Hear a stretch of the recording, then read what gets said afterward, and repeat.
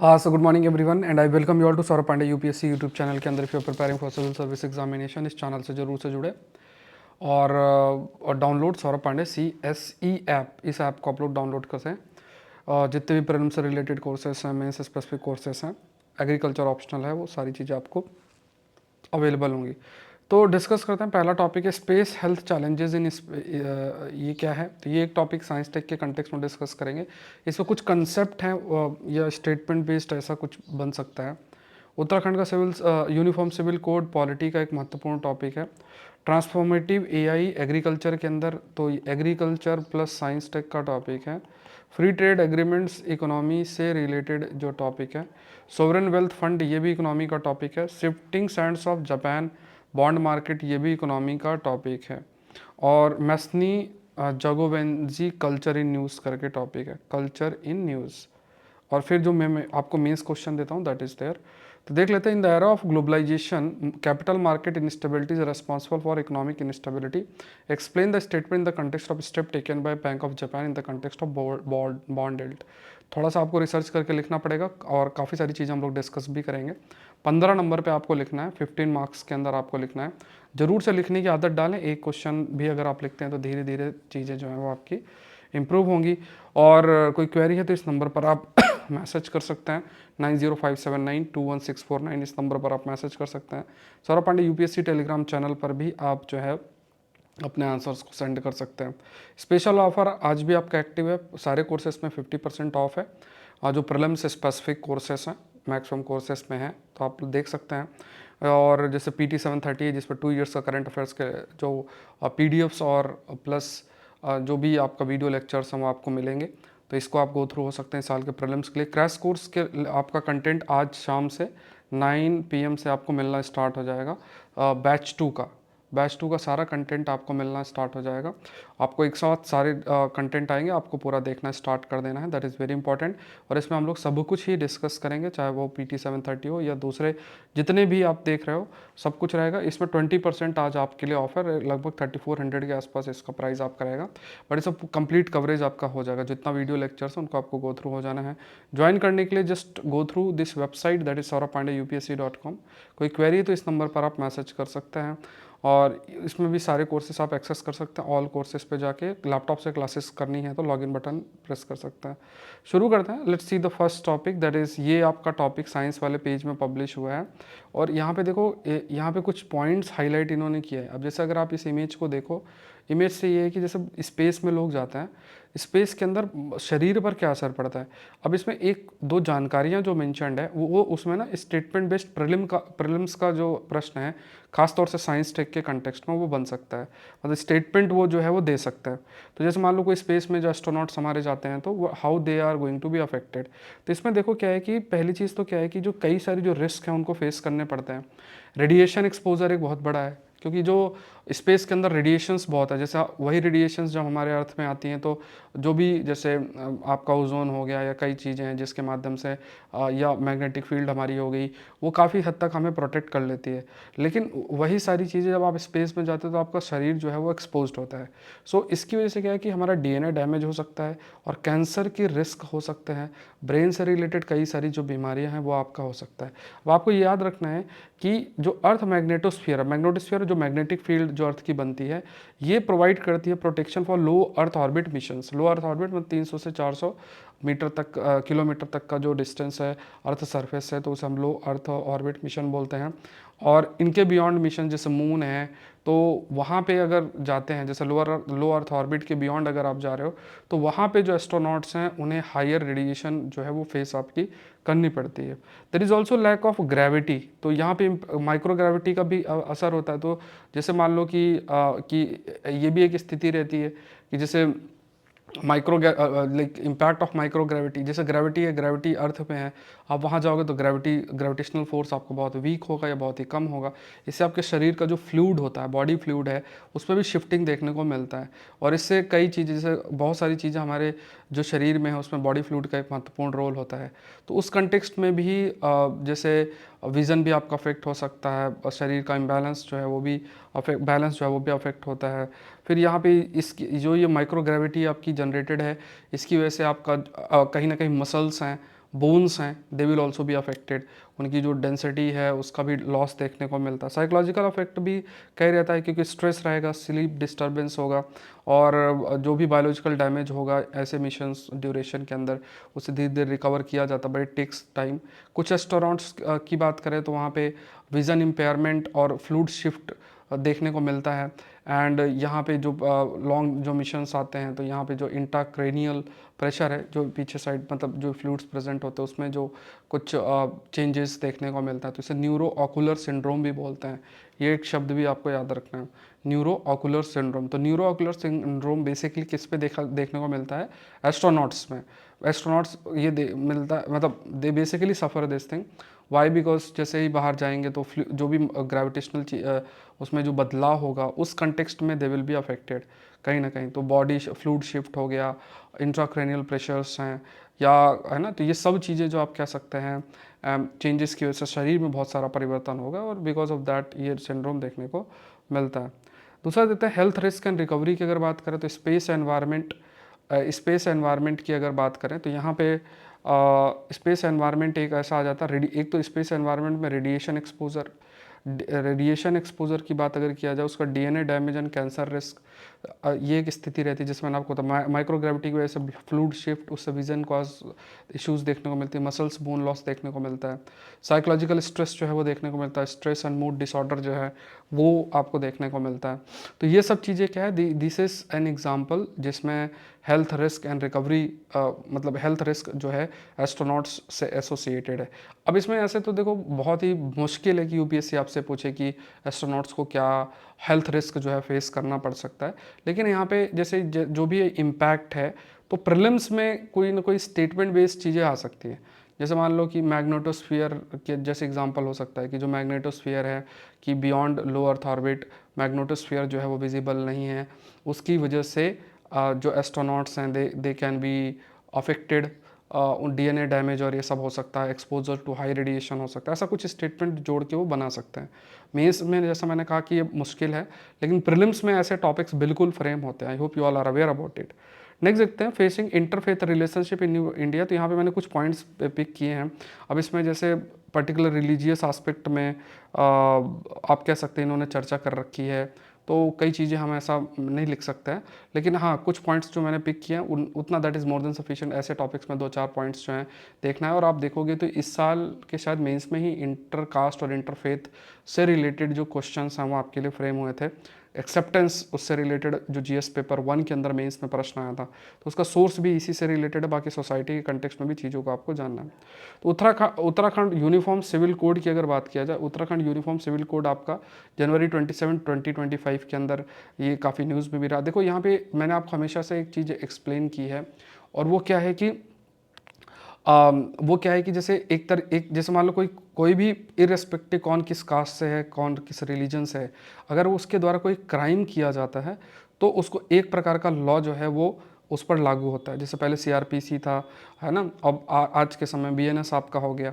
तो यहाँ पे क्या है कि जब आपके सिविल मैटर्स होते हैं, सिविल मैटर्स जैसे मैरिज है, प्रॉपर्टी का सक्सेशन है, अगर ऐसी चीज़ें जिसकी अगर हम बात करते हैं तो उस स्थिति में क्या है कि हमारे देश के अंदर उससे रिलेटेड यूनिफॉर्म लॉ नहीं है, उसमें स्पेसिफिक पर्सनल लॉ भी एग्जिस्ट करता है।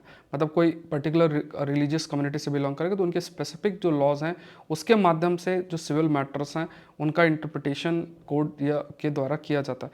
तो ये एक क्या है, एक मैटर ऑफ कंसर्न भी है।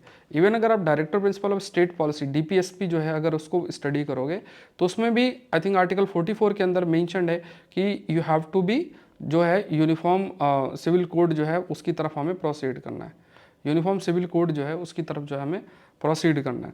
तो यहाँ पे क्या है कि जब when you talk about the uniform civil code तो इसकी ज़रूरत क्यों है? क्योंकि अलग अलग कम्युनिटी है, सबके अपने पर्सनल लॉ होंगे, तो इससे क्रिमिनल जस्टिस सिस्टम भी अफेक्ट होगा।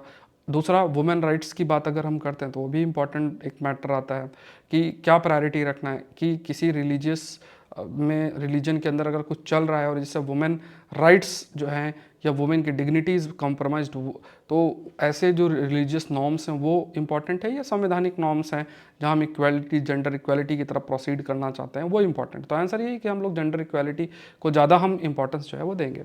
तो यूनिफॉर्म सिविल कोड एक स्पेसिफिक अगर बात किया जाए यूनिफॉर्म सिविल कोड, तो यूनिफॉर्म सिविल जो कोड है it aims to replace personal law. Personal law कोई जो है ये रिप्लेस करेगा, जो कि स्क्रिप्चर या कस्टम्स अलग अलग तरीके से हैं, कई जो मेजर रिलीजियस कम्युनिटी है उनसे रिलेटेड, तो उनकी जगह हमारे पास जो भी सिविल मैटर के कंटेक्स्ट में ऐसे पर्सनल लॉज कस्टम्स हैं उनकी जगह एक यूनिफॉर्म सिविल कोड होगा, जिसमें एक तरीके से सारे प्रोविजंस मेंशन्स होंगे जिसके माध्यम से जो सिविल मैटर्स हैं उनको आपका देखा जाएगा। अब क्या है कि ऑब्जेक्टिव क्या है, uniform set of law, marriage, divorce, inheritance, adoption, इनसे रिलेटेड सबके इरेस्पेक्टिव कौन किस कम्युनिटी से बिलोंग करता है उससे फ़र्क नहीं पड़ता है, सभी के लिए ये सब कुछ जो रन होगा एक यूनिफॉर्म प्रोविजंस के माध्यम से ही ये चीज़ें जो हैं आपकी रन होगी। अब ये सारे सिटीजन्स को अफेक्ट करेगा, इससे कोई फ़र्क नहीं पड़ेगा कि कौन किस रिलीजन से है। क्रिटिसिज्म ये है कि कल्चरल आइडेंटिटीज़ या ट्रेडिशनल प्रैक्टिसेस जो हैं वो कॉम्प्रोमाइज़ होंगे।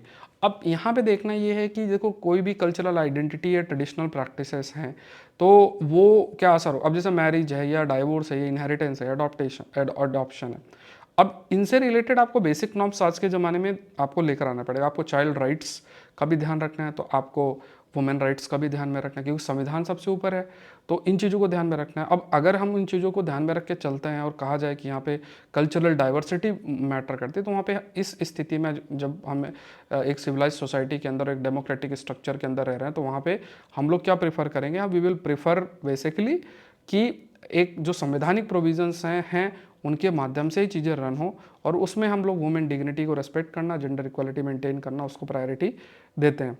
अब सामाजिक एटीट्यूड, जैसे 2014 सर्वे के अकॉर्डिंग कहा गया कि फीवर देन 10% अर्बन इंडियंस है, Indians had a family members जो कि married outside their caste, interfaith union being बहुत रेयर है। यही प्रश्न जो है यूपीएससी ने शायद 24 के मेंस में पूछा हुआ है। अब इसमें यही सब डिस्कशन हम लोगों ने पहले भी किया था।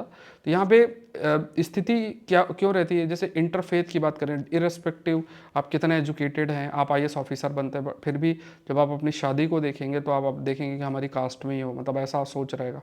या अगर अपने रिलीजियस कंटेक्स्ट में रहेगा तो आप रिलीजन को तो मतलब उसके बैरियर को तो क्रॉस करना भी आपके लिए मतलब इतना आसान नहीं होगा।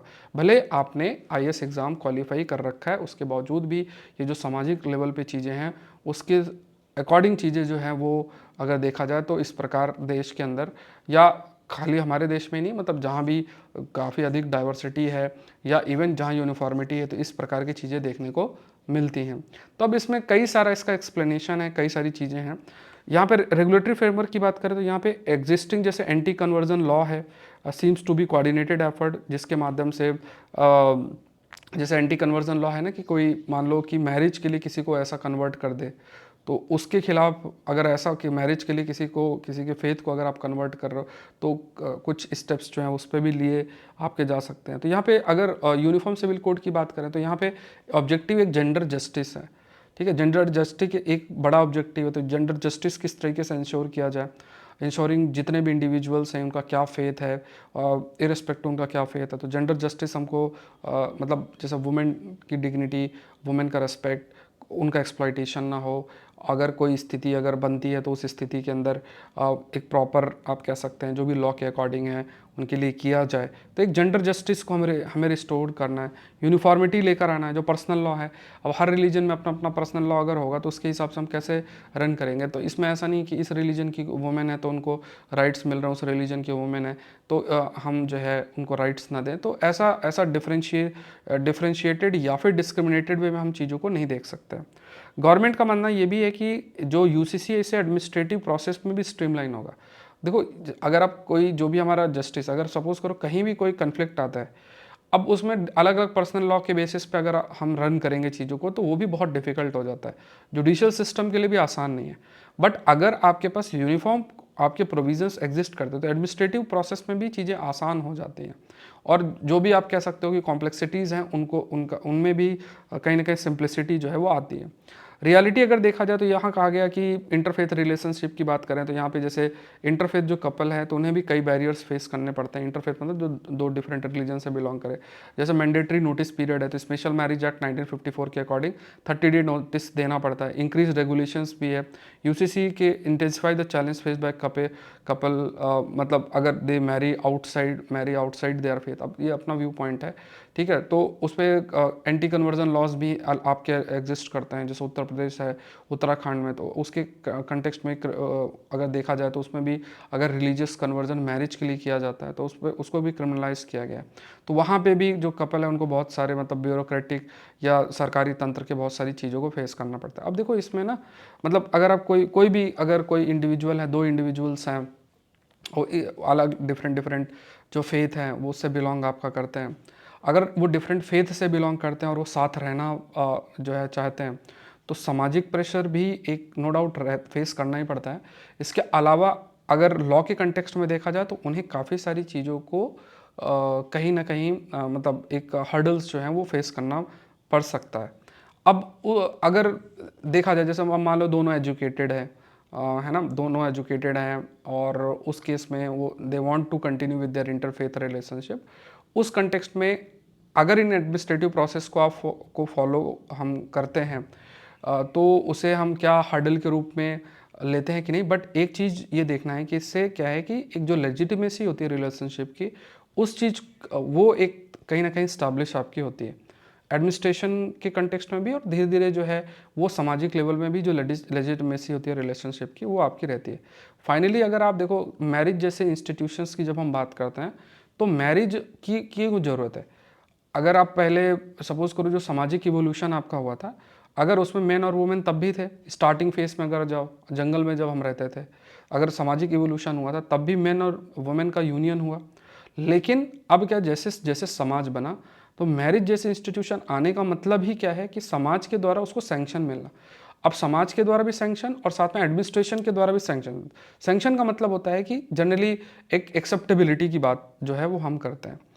अदरवाइज अगर सपोज करो कि आपको कुछ भी नहीं मानना है तो फिर उसमें तो फिर क्या है कि आप अलग से फिर मतलब फिर आपको सैंक्शन की क्या ज़रूरत है, मतलब है ना। क्योंकि मैरिज अगर आप मैरिज शब्द का इस्तेमाल करते हैं और मैरिज एज ए इंस्टीट्यूशन की बात करते हैं, उसका मतलब ये है कि आप जो मैन और वुमेन हैं उनके रिश्तों का समाज के द्वारा सैंक्शन, मतलब उन चाहे वो रिप्रोडक्टिव रिलेशन हो या जो भी रिलेशन हो, उस केस में समाज जो है उस चीज़ को एक्सेप्ट करता है कि हाँ ये दोनों साथ रह सकते हैं।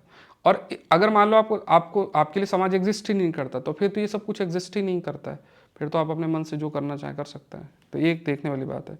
तो यहाँ पे दूसरी चीज़ क्या है कि यहाँ पे कुछ कहा गया है कि जैसे यूसीसी का जो इम्पैक्ट है लिव इन रिलेशनशिप पे, अब इसमें जो आर्टिकल में पॉइंट्स लिखे हैं वही मैं आपको बता रहा हूँ, इसमें फिर अलग अलग व्यू पॉइंट्स हो सकते हैं। एक तो यहाँ पे एक चीज़ तो ये भी जैसे इसमें लिव इन रिलेशनशिप में रजिस्ट्रेशन का उत्तराखंड के कंटेक्स्ट में देखा जाए रजिस्ट्रेशन का जरूरत है। तो यहाँ पे स्टेट सर्विलियंस जो है वो है, तो स्टेट सर्विलेंस अगर बढ़ेगा तो प्राइवेसी जो है वो भी एक कंसर्न बन सकती है। रजिस्ट्रेशन का रिक्वायरमेंट है, कपल जो है must navigate complex legal documents to comply.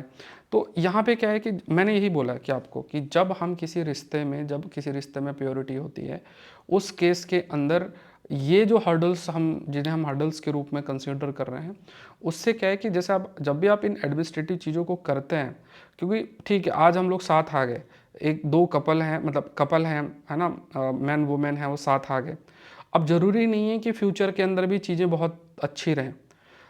समझो बात को, ज़रूरी नहीं है, क्योंकि आज के समय में आप देखो ना मैरिज हो रही है, 2 महीना 4 महीना साल 1.5 साल 2 साल बाद चीज़ों में बहुत इश्यूज आते हैं।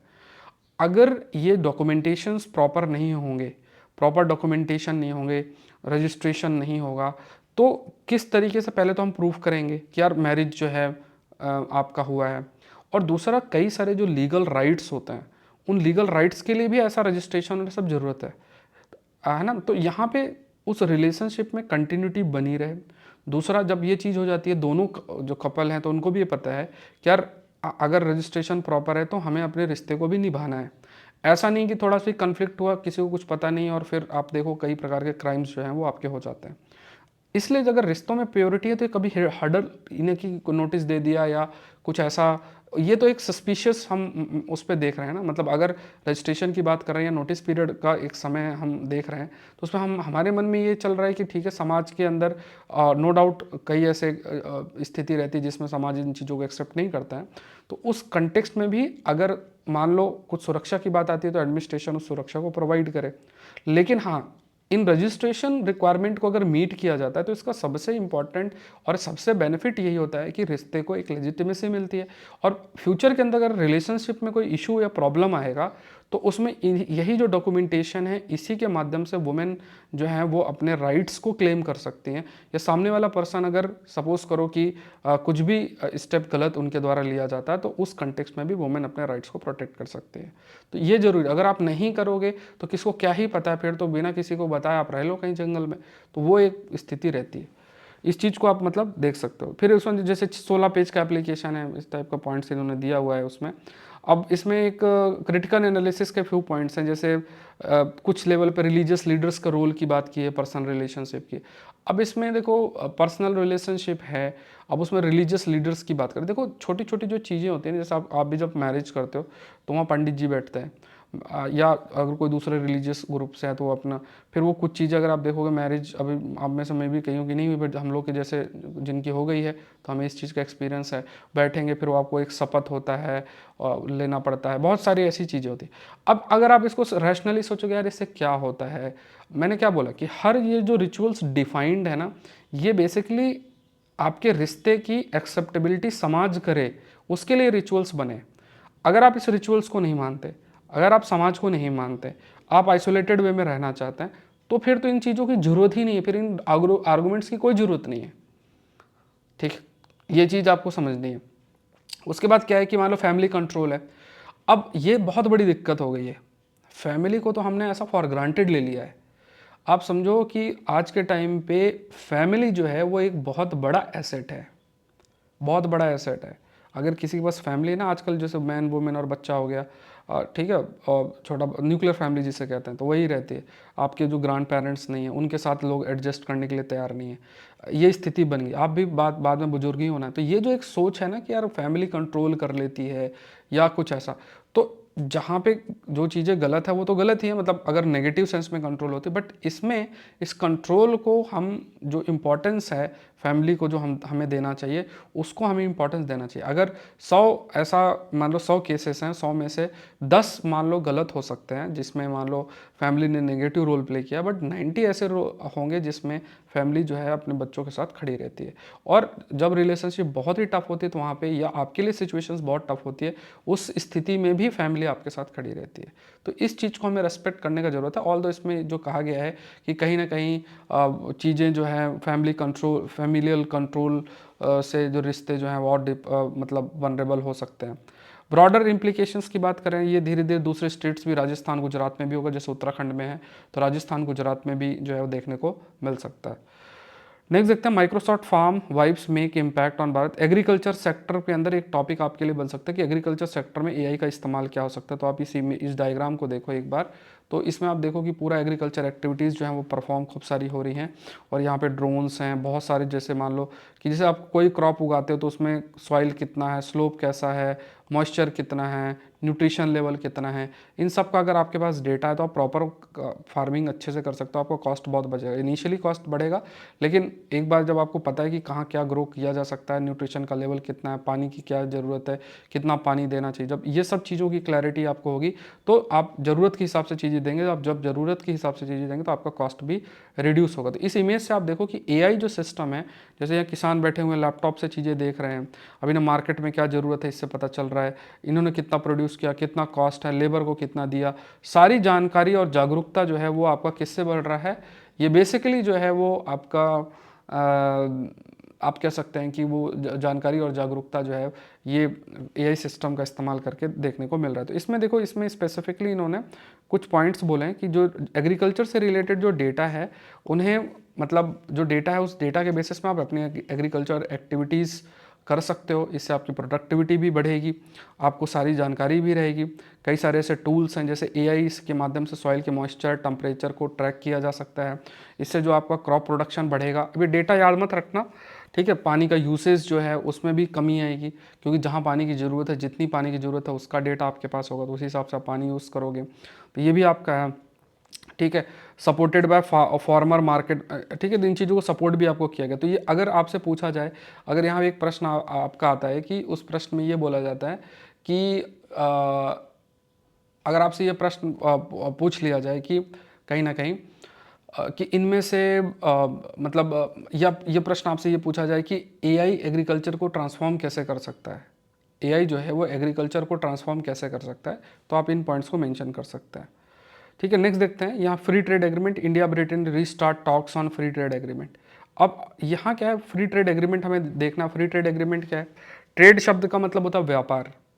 तो जब देश आपस में व्यापार करते हैं तो व्यापार में जैसे मान लो हमने एक कोई प्रोडक्ट है और उस प्रोडक्ट के माध्यम से एक कोई भी आप प्रोडक्ट अगर आप लेकर चलते हो और उस प्रोडक्ट के माध्यम से, ठीक है, उस प्रोडक्ट के माध्यम से हम कुछ अर्निंग करना चाहते हैं। हमने एक प्रोडक्ट को एक देश को भेजा, दूसरे देश ने हमें प्रोडक्ट दिया, इस टाइप से। तो व्यापार तो कुछ इसी प्रकार से होता है, गुड्स हैं या सर्विसेज हैं, जिसका भी आप एग्जांपल लें। तो हम अपने प्रोडक्ट को वहाँ भेज रहे हैं, वो अपने प्रोडक्ट को इधर भेज रहे हैं, दोनों चीज़ें हो रही हैं। अब आप ये देखो कि अगर किसी भी प्रकार का बैरियर होगा, मतलब मान लो किसी एक देश का प्रोडक्ट हमारे देश में आएगा और हमने टैक्स लगा दिया या उसने हमें टैक्स लगा दिया, जैसे डोनाल्ड ट्रंप है, उनका बोलना है कि हम अगर दूसरे ने टैरिफ लगाया तो हम भी टैरिफ लगाएं। तो अगर ऐसी स्थिति होगी कि टैरिफ का मतलब टैक्स ये सब लगाना, तो अगर ऐसी स्थिति होगी तो व्यापार अफेक्ट होगा। फ्री ट्रेड एग्रीमेंट क्या कहता है कि जो भी व्यापार हो बहुत ही स्मूथली हो और जो भी आपके मतलब टैक्स और ये सब हो वो मिनिमम या जीरो होने चाहिए, चाहे वो टैरिफ बैरियर्स हो या नॉन टैरिफ। जैसे मान लो कि टैरिफ में कमी, reduction of tariff, non tariff barriers. Non tariff जैसे मतलब कई नॉन टैरिफ बैरियर्स होते हैं, कोटा सिस्टम लगा देते हैं, या कोई चीज़ इंपोर्ट तभी कर सकते हो प्रॉपर लाइसेंसिंग, कोटा का मतलब इतना ही हम इनसे लेंगे, तो इस टाइप से। मार्केट एक्सेस की बात अगर करें तो FTA pave the way for companies to enter new market with fewer restrictions. तो फ्री ट्रेड एग्रीमेंट में क्या है कि जैसे इसमें जो मार्केट एक्सेस है उसको लिमिट किया जा, मतलब लिमिट नहीं किया जाता, मार्केट एक्सेस प्रॉपर रहता है, तो इससे एक बढ़िया कंपटीशन जो है देखने को मिलता है। कई प्रकार के ऐसे फ्री ट्रेड एग्रीमेंट है, जैसे इंडिया जापान है, north American free trade agreement, ऐसे कई सारे हैं।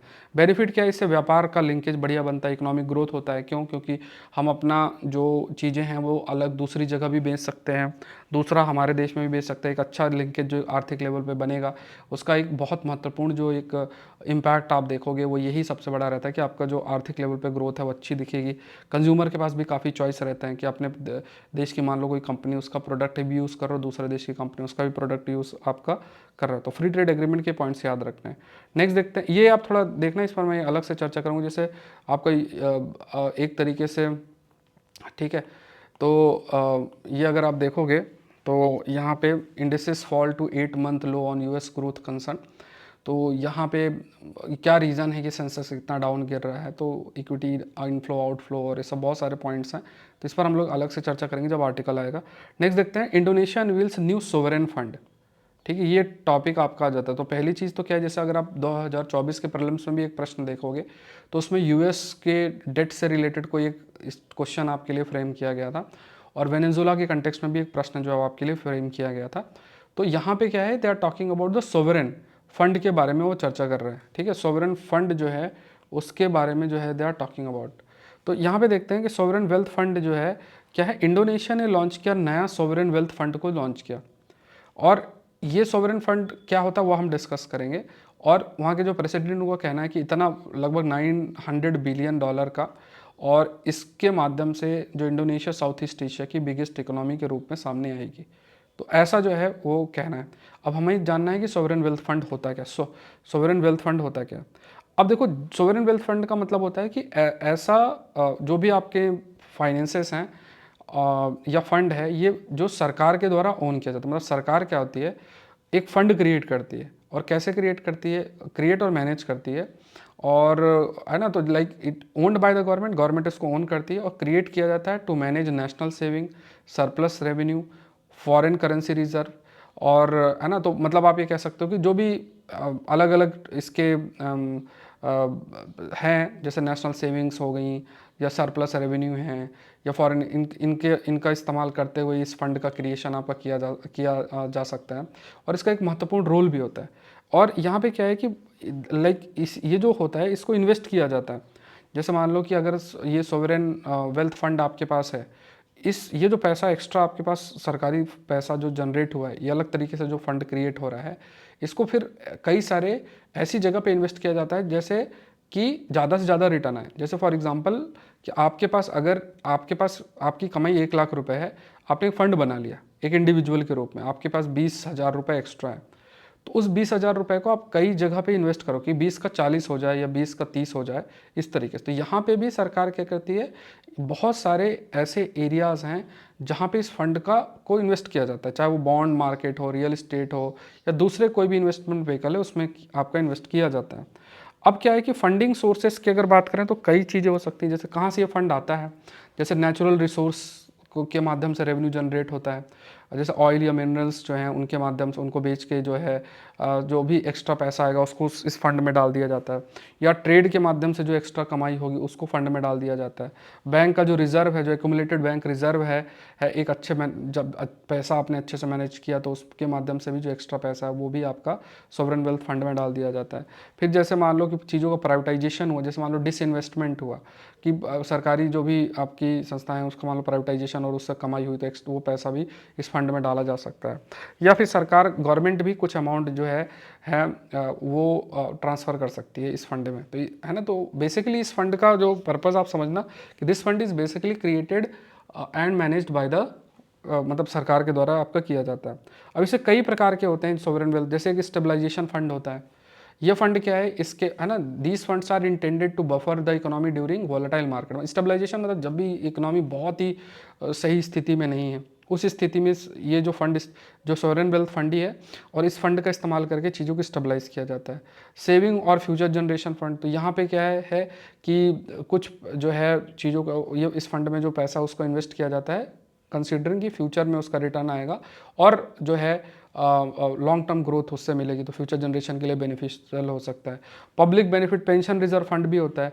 पेंशन ऑब्लिगेशंस, तो एक कुछ पैसा इन्वेस्ट करके और उस फंड को तैयार किया जाता है और कि जो भी पेंशन की आपकी लाइबिलिटी उसको फुलफिल किया जा सके।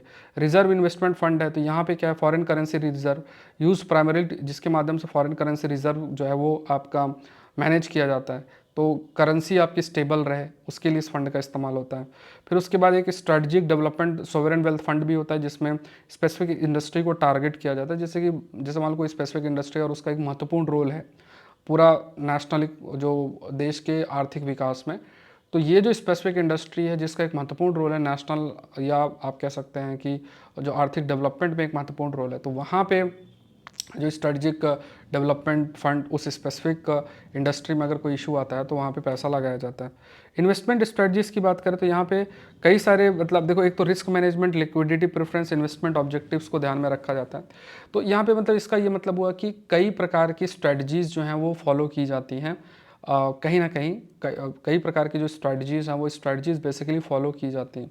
किसके द्वारा फॉलो की जाती हैं? बेसिकली द स्ट्रेटजीज फॉलोड ये सॉवरेन वेल्थ मैनेजमेंट में, कि यहाँ पे जैसे कई जगह पे एक जगह ही पैसा न लग के कई जगह पैसा लगाया जाता है, जिससे रिस्क को रिड्यूस किया जा सके। फिर यहाँ पे प्रायोरिटाइज़ किया जाता है कि जो तरलता है या लिक्विडिटी है वो मेंटेन रहे, या इन्वेस्टमेंट ऑब्जेक्टिव्स भी रखा जाता है कि यहाँ पे जो स्टेबिलिटी है ऑफ नेशनल फाइनेंस वो बनी रहे। मतलब मेन यही रहता है कि जो भी आर्थिक लेवल में चीज़ें हैं, जो स्टेबिलिटी है नेशनल फाइनेंस का, वो आपका मेंटेन रहे। तो यहाँ पे ऐसे इस तरीके से स्ट्रेटजी जो है की जाती है। तो यहाँ कई प्रकार के फंड भी हैं, जैसे नॉर्वे का है या अबू धाबी का इन्वेस्टमेंट अथॉरिटी फंड है। चैलेंज कई प्रकार के, क्योंकि सरकार के द्वारा चीज़ें हैं, तो यहाँ पे पॉलिटिकल इन्फ्लुएंस भी हो सकता है, मार्केट का डिस्टॉर्शन भी हो सकता है। ये भी एक रहता, मार्केट के अंदर बहुत सारी उतार चढ़ाव की वजह से भी ये अफेक्ट होगा कि आपने पैसा यहाँ लगाया। अब उसमें जो है जैसे मान लो कि आपने ये फंड इन्वेस्ट कर दिया, तो इससे क्या है कि लार्ज इन्वेस्टमेंट की वजह से मार्केट प्राइजेस का असर पड़ेगा, और फिर प्राइवेट इन्वेस्टर जो है उससे असर अफेक्ट हो सकते हैं कि उनको लगेगा कि यार इन एरियाज़ में तो सरकारी इन्वेस्ट कर दिया, हम क्यों करें। तो और किस तरीके से पैसा इस्तेमाल होता है, कि ट्रांसपेरेंसी कैसे मेंटेन रहता है, वो उसका भी एक चैलेंज बनता है। नेक्स्ट देखते हैं, बैंक ऑफ जापान की बात की गई है, राइजिंग बॉन्ड यील्ड। अब यहाँ पे अभी देखोगे ये इकोनॉमी का टॉपिक होगा, तो बैंक ऑफ जापान जो है इसका एक महत्वपूर्ण रोल रहा है, जिसके माध्यम से मतलब इट हैज़ ट्राइड कि जो बॉन्ड मार्केट है उसमें स्टेबलाइजेशन लाया जाए। बॉन्ड शब्द का क्या मतलब होता है? बॉन्ड जैसे एक कागज़ के रूप में होता है, और जैसे ये भी एक कैपिटल मार्केट, जैसे आप शेयर खरीदते हो ना, शेयर खरीदते हो फिर उसको खरीदते बेचते हो, इसी तरीके से बॉन्ड होता है। बॉन्ड के कागज़ के रूप में होता है, उसमें आपने मान लो एक किसी बॉन्ड पे 20,000 रुपये लगाए, अब उसको आपने 5 साल के लिए अपने पास रखा, एक कागज़ के रूप में आपको मिल जाएगा। अब और उसमें रेट ऑफ इंटरेस्ट रहेगा कि मान लो 5%, 10%, जो भी ये इंटरेस्ट रेट आपको मिलेगा, उस बेसिस पे 5 साल बाद जब आप दोबारा उस बॉन्ड को दोगे तो आपको आपका पैसा जो है वो तो मिलेगा, साथ में जो 5-10% इंटरेस्ट है वो भी मिलेगा। तो ये जो रिटर्न होता है इसको यील्ड बोलते हैं, और बॉन्ड के माध्यम से जो रिटर्न हो रहा है तो इसे बॉन्ड यील्ड बोलते हैं। यील्ड का मतलब जो रिटर्न आपको मिल रहा है।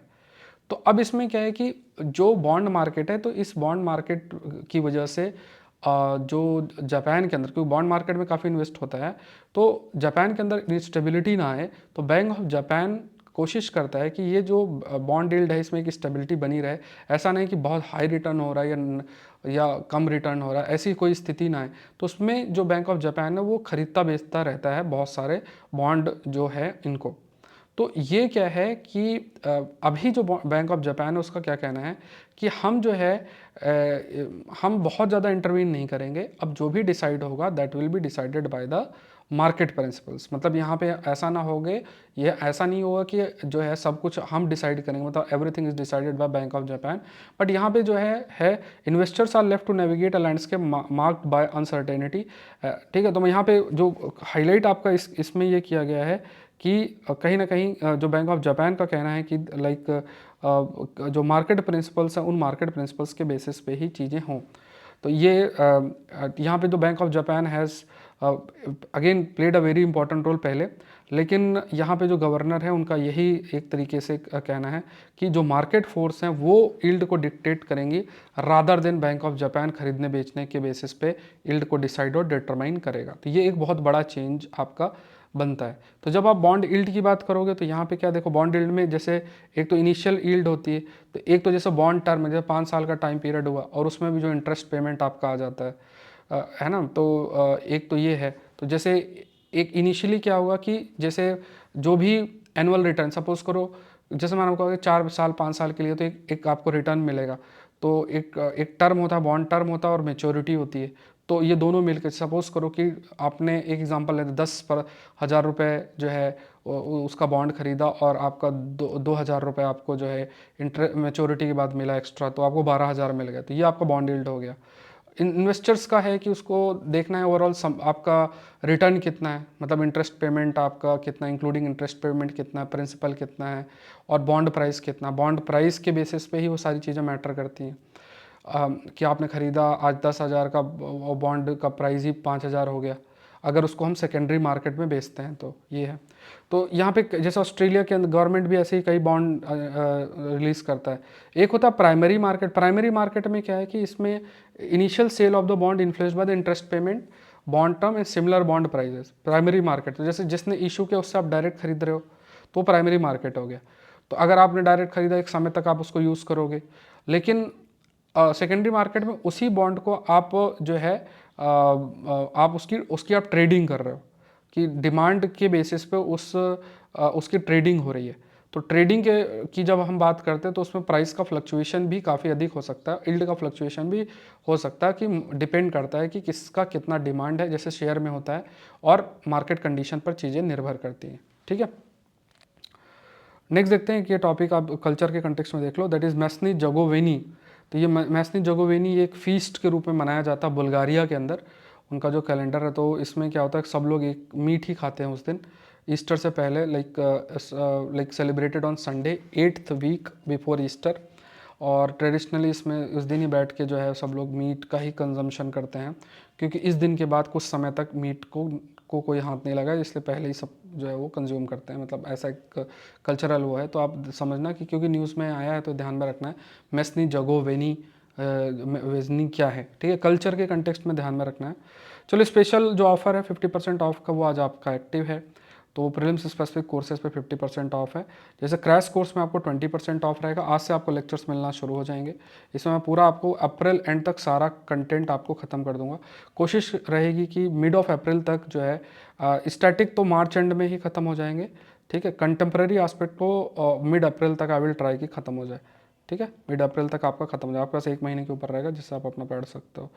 तो ये क्रैश कोर्स बहुत इंपॉर्टेंट है। आज से लेक्चर मिल जाएंगे। अगर आप खाली करंट अफेयर करना चाहते हो तो PT 730 है, ये लगभग डिस्काउंट के बाद 1300 1400 का प्राइस रहेगा इसमें। उसके बाद आप देखोगे कि टेस्ट सीरीज़ भी अवेलेबल है, कोर्स साइंस एंड टेक में भी कोर्स है, कोर्स ऑन पॉलिटी गवर्नेंस भी है, complete crash course on UPSC CSC prelims भी है, सारे डिफरेंट डिफरेंट कोर्सेस। एपीएफसी के कोर्स में 20% ऑफ है, ये भी आपको 28 तारीख से लेक्चर्स मिलना शुरू हो जाएंगे, तो इसको बहुत इंपॉर्टेंट कोर्स से गो थ्रू होना है। और पीटी 730 जो कोर्स 2 इयर्स का करंट अफेयर है, टेस्ट सीरीज़ है, साइंस एंड टेक्नोलॉजी का कोर्स है, ये काफ़ी सारे कोर्सेस हैं, आप अपना देख सकते हैं आपको क्या चाहिए। पॉलिटी का भी कोर्स है जिसके लेक्चर्स मैंने डाल दिए हैं, वो लेक्चर्स आपको मिलना स्टार्ट हो गए हैं। तो इसमें लगभग आपके टोटल आपके पास 35 लेक्चर्स होंगे, ठीक है। तो इसमें पॉलिटी गवर्नेंस दोनों चीज़ें जो है आपकी कवर होंगी, बेसिक एडवांस दोनों है। और डाउनलोड ज्वाइन करने के लिए download Saurabh Pandey CSE app, और ये टेलीग्राम चैनल है जिस पर के माध्यम से इस सेशन का PDF आप डाउनलोड कर सकते हैं। सौरभ पांडे UPSC.com वेबसाइट पे जाके जितने भी कोर्सेस आप देख सकते हैं, प्लस कंटेंट काफ़ी अधिक है, वो गो थ्रू हो सकते हैं, ऑल कोर्सेज पे क्लिक कर सकते हैं। In the era of question देख लो, in the era of globalisation capital market instability is responsible for economic instability, और इसमें आपको बताना बैंक ऑफ जापान के कंटेक्स्ट में यू हैव टू एक्सप्लेन कि बॉन्ड डील्ड है। तो जैसे अब जापान ने पहले तो चीज़ों को खुद से मैनेज कर रहा था, अब मार्केट फोर्सेस पे वो निर्भर आपका कर रहा है। तो इस पर आप कुछ 10 नंबर पे ज़रूर से लिखें। कोई क्वेरी इस नंबर पर आप मैसेज करें, Saurabh Pandey UPSC Telegram channel पर आप अपने आंसर भी सेंड कर सकते हैं अगर ऐसे सेंड करना है। और इस सेशन का PDF आपको मिलेगा हिंदू सेशन का, ये अलग से टेलीग्राम चैनल डिस्क्रिप्शन बॉक्स में है, या फिर इस वेबसाइट से भी आप ले सकते हैं। मिलते हैं नेक्स्ट सेशन में। Thank you everyone, thank you.